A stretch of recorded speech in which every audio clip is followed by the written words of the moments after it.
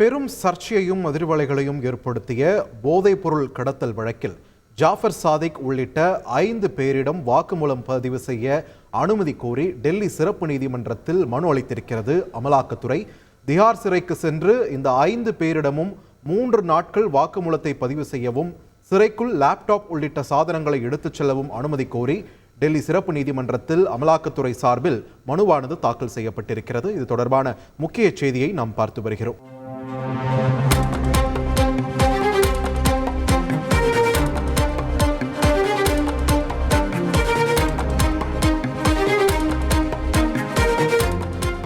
வெளிநாடுகளுக்கு 2000 கோடி ரூபாய் மதிப்புள்ள போதைப் பொருட்களை கடத்திய வழக்கில் ஜாஃபர் சாதிக் கடந்த மார்ச் மாதம் 9ஆம் தேதி கைது செய்யப்பட்டார்.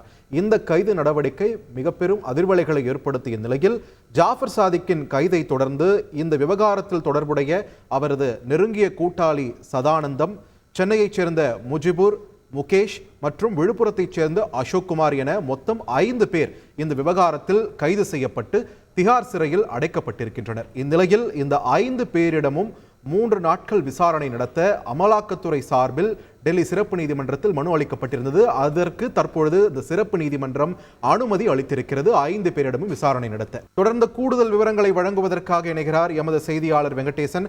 வெங்கடேசன், வணக்கம். தற்பொழுது டெல்லி சிறப்பு நீதிமன்றம் அமலாக்கத்துறைக்கு இந்த விசாரணை நடத்த அனுமதி அளித்திருக்கிறது. இந்த வழக்கு விவகாரத்துடைய முழு பின்னணி என்ன, விரிவாக சொல்லுங்க. வணக்கம். ஆஸ்திரேலியா, நியூசிலாந்து, மலேசியா போன்ற வெளிநாடுகளுக்கு ரூபாய் 2000 கோடி மதிப்புள்ள போதைப் பொருள் கடத்தியதாக வழக்கில் சென்னையைச் சேர்ந்த ஜாஃபர் சாதிக்கை மத்திய போதைப் பொருள் தடுப்பு பிரிவினர் கடந்த மார்ச் 9ஆம் தேதி கைது செய்தனர். இதே விவகாரத்தில் சென்னையைச் சேர்ந்த முஜிபூர், முகேஷ், விழுப்புரத்தைச் சேர்ந்த அசோக் குமார் உள்ளிட்டோரும், மேலும் சென்னையைச் சேர்ந்த மற்றொரு அவரது கூட்டாளியான சதானந்தம் ஆகியோரையும் போதைப் பொருள் தடுப்பு பிரிவினர் கைது செய்தனர்.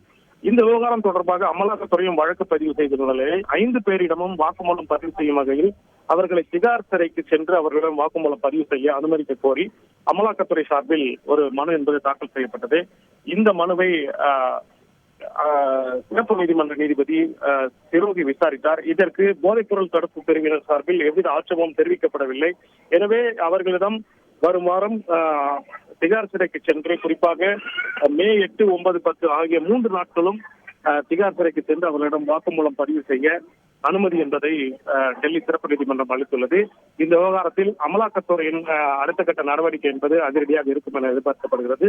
இதனிடையே இன்று அந்த போதைப் பொருள் தடுப்பு பிரிவினர் சார்பில் தாக்கல் செய்யப்பட்ட அந்த குற்றப்பத்திரிகை இன்று நகல் குற்றம் சாட்டப்பட்ட தரப்பினருக்கு வழங்கப்படும் என்றும் எதிர்பார்க்கப்படுகிறது. மேலும் அவர்களின் நீதிமன்ற காவலும் நீட்டிக்கப்படும் என்ற எதிர்பார்ப்பும் ஏற்பட்டுள்ளது. நன்றி வெங்கடேசன், உங்களுடைய விரிவான தகவல்களுக்கு. செய்திகளை உடனுக்குடன் தெரிந்து கொள்ள உடனே சப்ஸ்கிரைப் பண்ணுங்க.